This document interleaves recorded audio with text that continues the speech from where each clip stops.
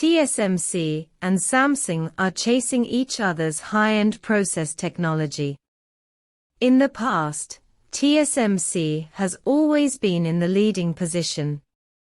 Every time, TSMC broke through a new generation of manufacturing process, and then Samsung came to the top. But after reaching 3 nanometers, Samsung began to make efforts to successfully mass-produce 3 nanometers, one step ahead of TSMC.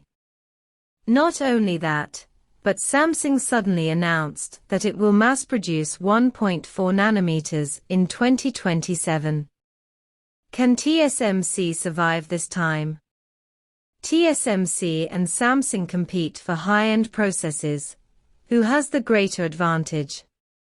Samsung's high-end process to catch up and overtake.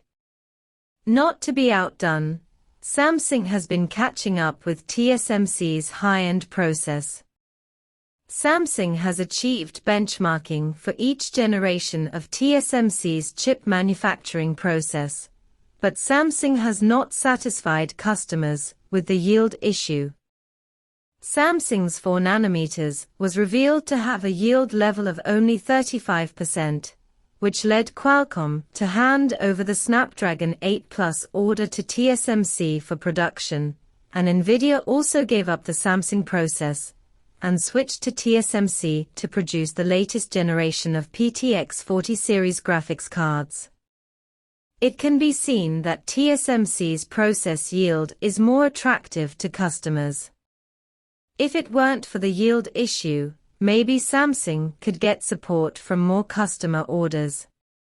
Despite this, Samsung still chose to gamble, and the yield problem could not achieve much improvement for the time being.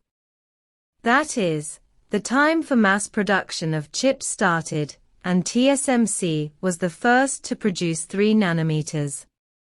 Samsung announced 3 nanometers mass production as early as the end of June, and has since completed the delivery of its first customer orders.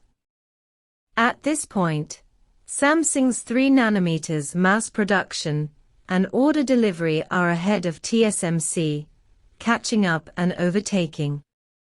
This may be just the beginning, because Samsung has made development plans for the more advanced 2 nanometers and 1.4 nanometers.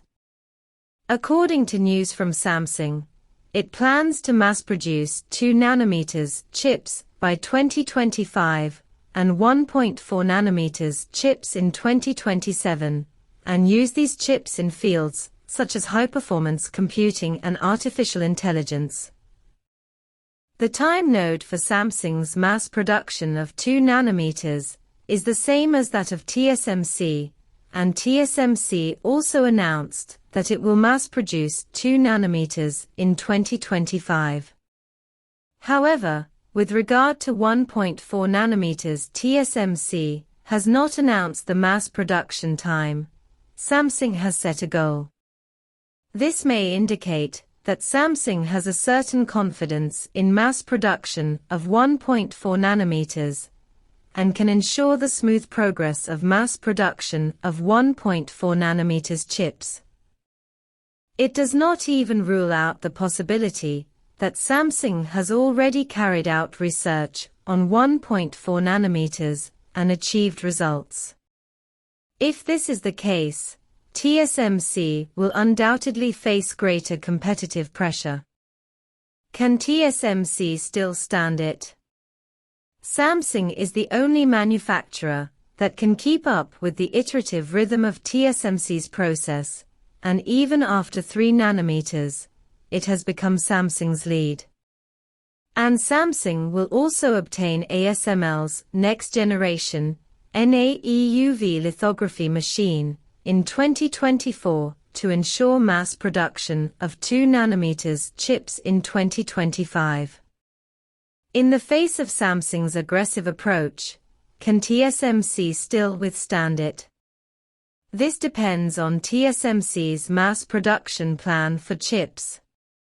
Judging from the fact that TSMC has not announced the time of 3 nanometers mass production, TSMC does not intend to compete in terms of time. Instead, it wants to gain customer recognition by surpassing Samsung's chip performance and yield. But TSMC ignored a problem, that is, the cost of 3 nanometers has become very high. So high that Apple wants to give up TSMC's first generation 3 nanometers N3 process and plans to directly use next year's N3E process technology. If Apple is not going to use TSMC's N3 process, then mass production of 3 nanometers will not make much sense. There is even news that TSMC is considering giving up 3 nanometers for mass production this year. After all, as a foundry, TSMC is to serve customers. If customers have no demand, it is impossible for the production line to run. Coupled with the overcapacity in the chip market, many customers are cutting orders and reducing the amount of wafer input to TSMC production lines. The end result is that TSMC alone bears the huge construction cost and R&D investment, as well as the competitive pressure brought by Samsung. From all perspectives, TSMC has to spend a lot of time and energy if it wants to stand up to Samsung's competition. Only by realizing the mass production of 3 nanometers, 2 nanometers, and other chips as soon as possible, and putting the chips into commercial use to occupy the market, can we obtain a return on capital. TSMC and Samsung compete for high-end processes. Who has the greater advantage?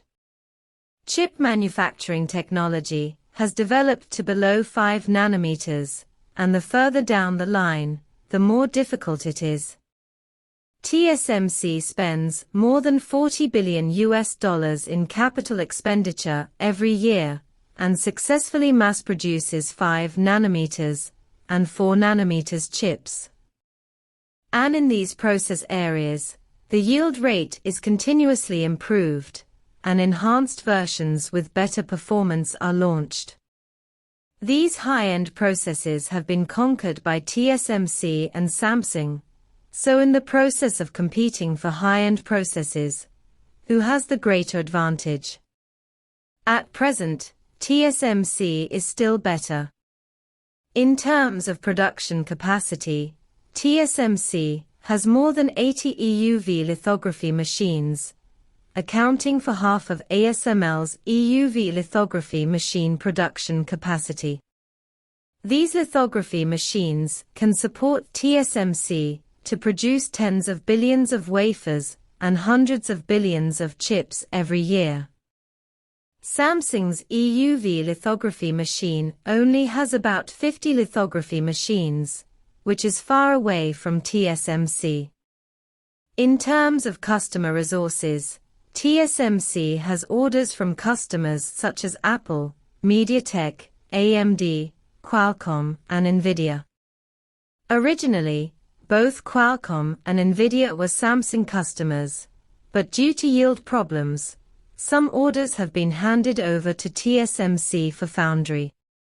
There is a reason why Samsung intends to preempt TSMC to produce 3 nanometers in terms of time.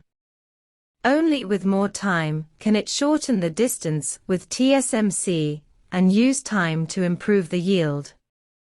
Otherwise, in terms of production capacity and customer resources, Samsung may not have the advantage to compete with TSMC. As for TSMC, how far Samsung can develop in the end, let us wait and see. What do you think about this? Feel free to share in the comments below.